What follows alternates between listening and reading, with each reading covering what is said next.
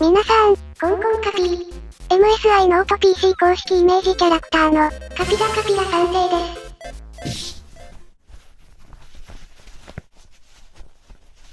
カピラボ。皆さんどうもこんにちは。皆さんみほしめいちゃんっていう VTuber さんご存知ですか？ MSI ノート PC イメージキャラクターの VTuber さんなんですが、立ち絵も可愛いし声も可愛いんですよね。いやー、可愛さに軽く嫉妬してしまいます。私もバビ肉でもしてやろうか。ということで私カピラ3世。今回はみほしめいちゃんから MSI のイメージキャラクターを脱出すべく、全力でレビューをやっていこうと思います。はい、ということでここからは真面目にやっていきましょう。みほしめいさん大変申し訳ございませんでした。ということで今回紹介するノートパソコンはこちら、MSI 刀 GF7062UGS。なんとこちらはインテル第12世代の Core i7-2700H と RTX 3070Ti ラップトップ GPU を搭載しています。スペック的にこれはかなり強いです。この世代のノートパソコンを触ってみたかったんですよね。ということでこちらをレビューしていくのですが、まず今回の流れはこんな感じ。まずはじめにホームページにて軽くスペックや特徴を確認。次に本体の開封と付属品等の確認。そして実際の使用感やバッテリー持ち、携帯性などの確認。次にベンチマークやゲーム性能の確認。最後にこの PC を使ってみた感想で終了ですね。それではやっていきましょう。ではホームページを見ていきましょう。今回のノートパソコンは信長の野望などのイラストを手掛けている長野剛氏とのコラボレーションモデルのようです。搭載されている CPU はインテル Core i7-2700H。P コアが6機、E コアが8機搭載された14コア20スレッドの CPU となります。P コアのターボクロックは 4.70GHz。ノート PC に使用される CPU としてはかなりハイスペックです。そしてグラフィックボードは NVIDIA の GeForce RTX 3070Ti ラップトップ GPU を搭載しています。マジでハイスペック。高画質高フレームレートでのプレイが可能な性能を持っています。これは素晴らしい。ゲームはもちろんクリエイティブな用途にも使用できるし、これ1台で配信まで軽々とこなすスペックだと思います。そしてディスプレイには 17.3 インチ、ノングレア、フル HD で 144Hz まで対応したパネルを使用。ゲーミングモデルなので 144Hz のディスプレイは必須ですよね。そしてゲーム向けにサウンドにもこだわってナヒミックを採用。ナヒミックはバーチャルサラウンド技術で、独自のサウンドテクノロジーにより、ステレオスピーカーを仮想的に 7.1 チャンネルサラウンドで表現できます。また冷却システムにも力を入れているようなのですが、これに関しては後ほどしっかりと見ていきましょう。その他にも多くの特徴がありますが説明が長くなりすぎてしまうのでここらで割愛。ここまで聞いていただいている方にはかなりのスペックなのが分かっていただけるかと思います。そこで肝心なのが販売価格。おいくらなのか調べてみました。MSI 直販のストアの価格はこんな感じ。税込みで26万9800円となっています。スペックだけでなく価格もハイですね。しかしこれはあくまでも公式のネットショップ価格。店舗で販売されるときはもう少し安いかもしれません。価格については性能を確かめてみないと安いとも高いとも言えないので、そこについては最後に評価をしてみたいと思います。それでは商品を開封していきましょう。まず製品の外箱はこんな感じ。段ボールにプリントがあるエコなものですね。サイドには真の遊戯と書いてありました。では中を見ていきましょう。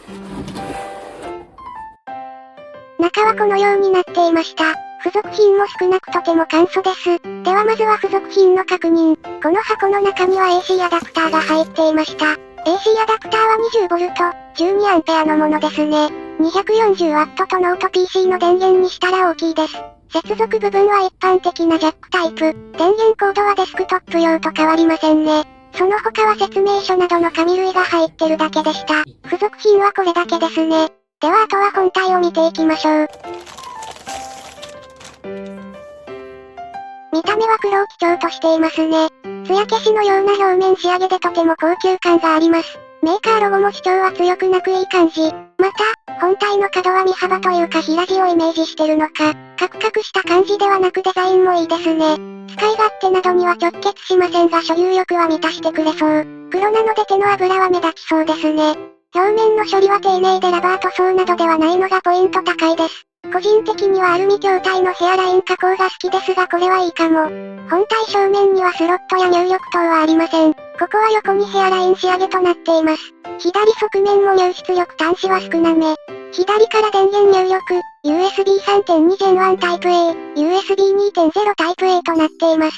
また、冷却のため排気口が大きめに取られていますね。また、その他端子は右にまとまっています。個人的には右利きなので極力左に端子をまとめて欲しかったです。入出力端子は左から、オーディオコンボジャック、USB 3.2 Gen 1 Type A、USB 3.2 Gen 1 Type C、HDMI、有線 LAN ポートとなっています。USB の数は少なめなので、ハブを使うと便利そうです。また、残念ながらこのタイプ C は映像出力には非対応とのこと。拡張性的にも USB 4.0 かサンダーボルトなら良かったです。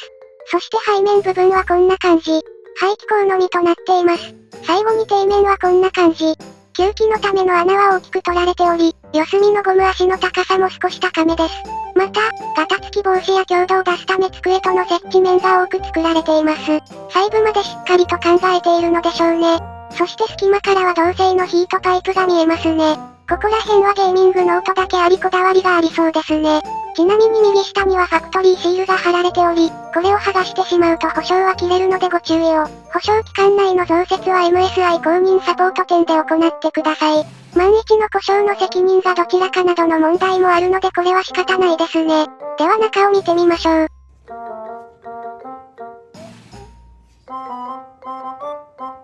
中の見た目はこんな感じ。特別奇抜なデザインでもなく意外とシンプルです。しかし、キーボードは好みが分かれそうな配色。縁が赤くなっています。個人的にはシンプルに黒で良かったと思う。ここは赤いバックライトのみなのでカラフルに光ったりはしません。そして気になった点がもう一つ。電源ボタンの位置とキーボードの配列ですね。電源ボタンに関しては5タイプ防止のため独立していてほしいです。そしてエンターや右シフトが使いにくそう。ここら辺は慣れもありますが、もう少しキーボード幅が広がって使いやすくなればいいなと思いました。キーピッチは縦横ともに約 19mm となっており、W キーに突起があるので WASD は認識しやすそうです。キーストロークは約 1.6 から 1.7mm といったところでしょうか。メカニカル青軸のようなカチカチ感はありません。打鍵音も大きくなく打ちやすいキーボードだと思います。打ち心地に関しては至って普通です。タッチパッドも大きさは標準的。グリップ感や操作感も良好です。あとは液晶上部にカメラが内蔵されているくらいですかね。液晶部分はノングレアなので、映り込みやギラつきはほとんど感じないですね。サイズも 17.3 インチとかなり大きい。ゲーム時の迫力はすごそうです。ちなみに本体サイズは縦 398mm、奥行き 273mm、高さ 25.2mm となります。重量は本体単品で 2.6kg、アダプターを含めると 3.3kg でした。普段からの持ち歩きには厳しい重量ですね。友人宅にゲームをやりに行く時や部屋間の移動が現実的なラインでしょう。ではここからは実際に起動していきましょう。では使用するためにセットアップしていきましょう。まず AC アダプターを本体に接続。あとはマウスですがゲームをやるならタッチパッドではきついので別途用意した方がいいでしょう。持ち運びを考えるとワイヤレスがいいかも。それでは準備が完了したので電源を入れてみましょう。スイッチオン。電源ランプが点灯しました。それでは画面を確認してみましょう。起動画面はメーカーのロゴが出てきました。新品はここから初期セットアップが必要なのですが、今回はサンプル品のためすでにセットアップ済みです。ではまずは起動速度を見てみましょうか。電源を入れて、起動まで何秒か見てみましょう。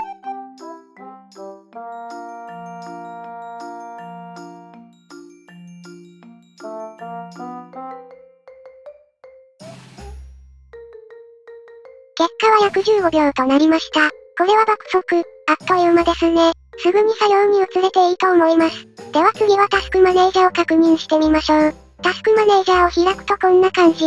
14コア20スレッド。圧巻ですね。ついにノートパソコンにこのレベルが来たのか。このコアとスレッド数にはやはりロマンを感じますよね。次にメモリは合計 32GB。クロックは 3200MHz 動作。12世代の CPU を使用してますがメモリは DDR4 のようです。SODIMM の DDR5 って発売されたんかな？次はストレージ。メーカーはマイクロン製の 1TB でした。ちなみにストレージ性能はこんな感じ。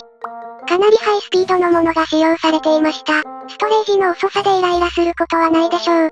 そして内蔵グラフィックの認識も OK。グラフィックボードも RTX3070Ti ラップトップ GPU で認識しています。まさかの音でこれを見る時が来るとは。すご。さてそれでは実使用でどれだけ使えるか見ていきましょう。まずは少しブラウジングをしてみましょう。エッジでタブをたくさん開いてみました。もう言うまでもなくこれくらいの作業はサクサクです。次に動画鑑賞。ディスプレイはフル HD のものですが 4K 画質で再生してみました。動画鑑賞なんかは余裕です。YouTube などの動画視聴サイトで全画面とかの切り替えもラグはなく問題ありません。とてもスムーズ。ちなみにスピーカーの音質はこんな感じ。What's up guys? オーバークロッカーの清水貴弘です。インテル第12世代盛り上がってますね。今回の動画なんですけど、その発表会を見てね、気になった製品とか気になった機能とかをね、解説していきたいと思います。音量に関しては申し分ないし音質は標準的です。スピーカーはどこのメーカーも大差ない気がします。しかし、ナヒミックをオンにすると臨場感が段違いでした。Launch sequence activated. 3, 2, 1.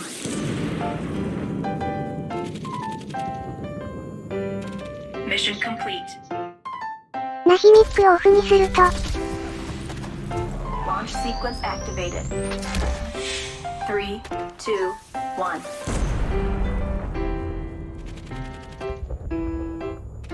Mission complete.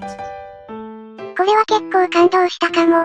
同じ音量でもこれだけ臨場感が違いました。映画見たり、ゲームやったりするのには最高じゃないか。大人ので好みはありますが、私は結構好きかも。次は事務用途での使用。もちろんワードやエクセル、パワーポイントなどの事務用途にも問題なく使えました。これだけ強いノートパソコンであれば普段使いでは困ることはそうそうないと思います。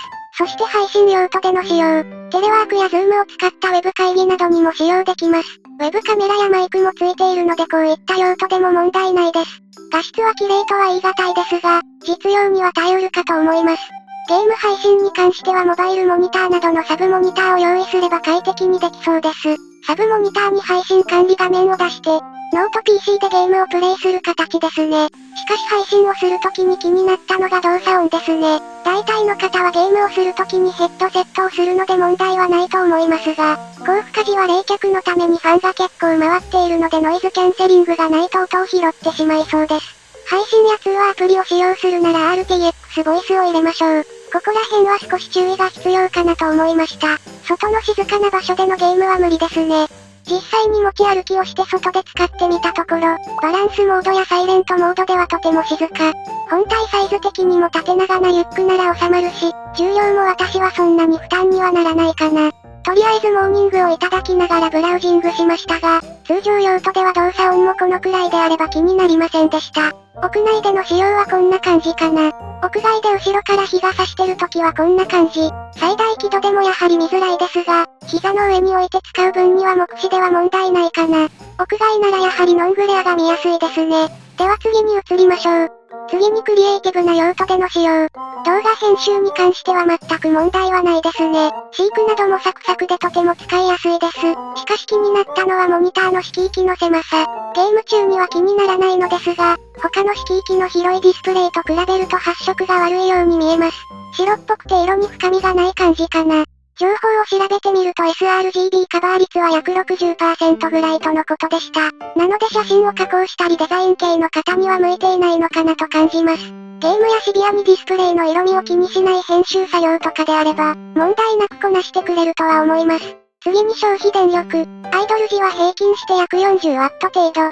高負荷時は最高でも 190W 程度。システム合計でこのスペックはエグいです。性能を考えるとかなり省電力です。バッテリー持ちもテストしてみました。モードはバランスモード。満充電の状態で AC アダプターを抜いて、動画を流し1時間ごとに測定しました。尺的にも良さそうなのでこの動画を再生。まず1時間後のバッテリー残量はこんな感じ。72% ですね。そして2時間後はこんな感じ。42% まで減りました。そして3時間後、録画ボタンを押し忘れてました。結果は 12% 残りでした。使い方や輝度などにもよりますが、動画再生なら3時間が限度っぽいです。バッテリーはこのくらいかな。結構長持ちでしたね。あとはベンチマークをやっていきましょう。ではここからはベンチマークをやっていきましょう。ベンチマークはおなじみのシネベンチ。今回も R23 で計測しました。電源モードは究極のパフォーマンス。クーラーブーストをオンにしました。14個は20スレッドなのでかなり高速ですね。ちなみに結果はこんな感じ。これはかなり高いスコアですね。ノートでこれはかなりすごい。なかなか見れないスコアです。デスクトップで例えると第11世代の i9 以上のスコアとなっています。温度は100度近いですがギリギリ冷却できている感じ。冷却のためにファンは全開なのでかなりの爆音です。クーラーブーストは冷却を考えるといいですが、この音は正直実用には厳しいなと感じる。ちなみにアイドル時や低負荷時は35デシベルから40デシベルくらいなので、普段使いでうるさく感じることはないと思います。ではここからはゲーム系ベンチマーク、FF15 ベンチマークを回していきます。今回のノートは高画質で楽しめるも売りにしてたので、ベンチやゲームは高設定でやっていこうと思います。GPU の性能がいいので高設定でも平均 80fps 出ていました。これなら重たいタイトルでも綺麗な映像でゲームも可能ですね。モニターのリフレッシュレートは 144Hz なので、重めなタイトルは一つくらい設定を下げてもいいかも。それではベンチマーク結果を見ていきましょう。スコアは8279の快適評価でした。フル HD だったらこのくらいのタイトルは高設定で遊べますね。では次に実際のゲームをやってみましょう。まずは Apex をプレイしてみます。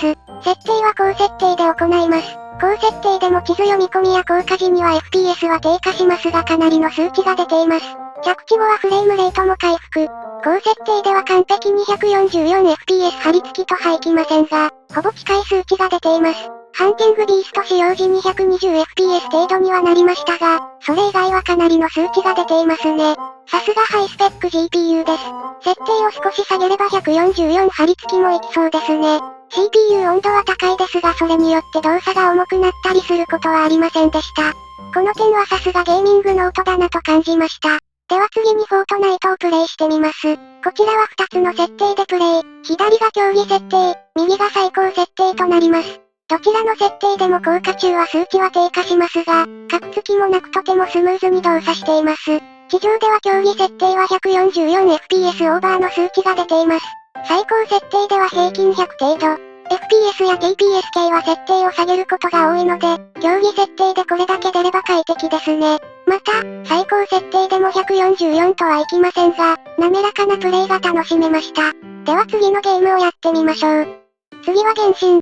RPG 系のタイトルもやってみました。こちらはゲームのフレームレート上限が 60fps となるので問題なくプレイが可能。非常にヌルヌルと動いています。ここら辺のゲームではもうオーバースペックですね。このスペックがあって動かないゲームは少なそうです。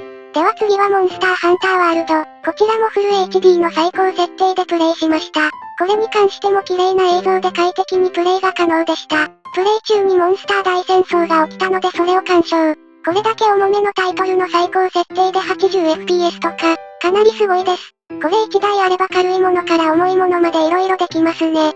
この性能が持ち運びできるのは素晴らしいです。それでは最後にサイバーパンク。こちらはフル HD のウルトラ品質でプレイ。と言ってもゲームを進めていないのでとりあえず街中をドライブ。これ車の運転っていうかカーブ曲がるのが難しい。パッドだとちょっと運転が大変でした。FPS はウルトラ設定で50程度は出ていそうですね。全体的にデスクトップ版の 3070Ti と比べると FPS は10から 20% は低そうです。しかし、消費電力とバランスを考えたらかなり優秀だと感じました。それではここらでまとめと入りましょう。ということで今回はこちらのゲーミングノートを使用しましたが、高性能で素晴らしいノート PC でした。これだけの高性能で省電力なのは非常に素晴らしいと思います。持ち運びできる PC が欲しい方や家族で共有したい方などにはいいチョイスだと思います。設定次第では重いゲームでもこなせるし、配信も可能なゲーミングノートでした。動作音に関しては冷却のためには仕方ないと思いますが、一点気になったのはディスプレイ部分。これの色域がもう少し広ければ、何にでも使える1台だったと思います。その点だけは残念ですね。それ以外はオールマイティに使えるゲーミングノートでした。価格的にもデスクトップで近いものを揃えると同じくらいの価格はするので私はありだと思う。そう思いましたね。今回の商品は概要欄にリンクを貼っておくので気になった方はぜひご覧ください。ということで今回の動画はここまで。いつも見ていただきありがとうございます。それではまたバイバイ。